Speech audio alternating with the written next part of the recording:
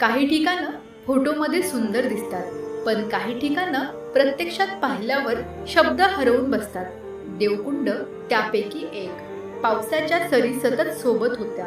कधी हिरव्यागार शेतातून, कधी दाट जंगलातून, तर कधी छोट्या ओढ्यांवरून वाट काढत मी पुढे जात होते. रस्त्यात दिसणारा प्रत्येक नजारा थांबून पाहावा असाच. धुक्याने झाकलेले डोंगर, पानांवरून अलगद ओघळणारे पावसाचे थेंब आणि निसर्गाने चहूबाजूंनी उधळलेला हिरवा रंग. जितके पुढे जात होती तितकं देवकुंडला पाहण्याची उत्सुकता वाढत होती.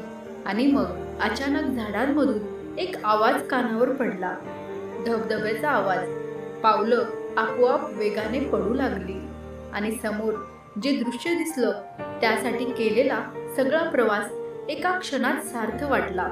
उंच कड्यावरून कोसळणारं शुभ्र पाणी, त्यावर तरंगणारे धुकं आणि वरतून पडणारा पाऊस. आजूबाजूला उभे असलेले हिरवे डोंगर. काही क्षण फक्त तिथे उभं राहून ते सौंदर्य पाहत राहिले. कारण देवकुंड हा फक्त धबधबा नाही, तो असा अनुभव आहे जो कॅमेऱ्यात कैद होतो पण मनातून कधी जात नाही.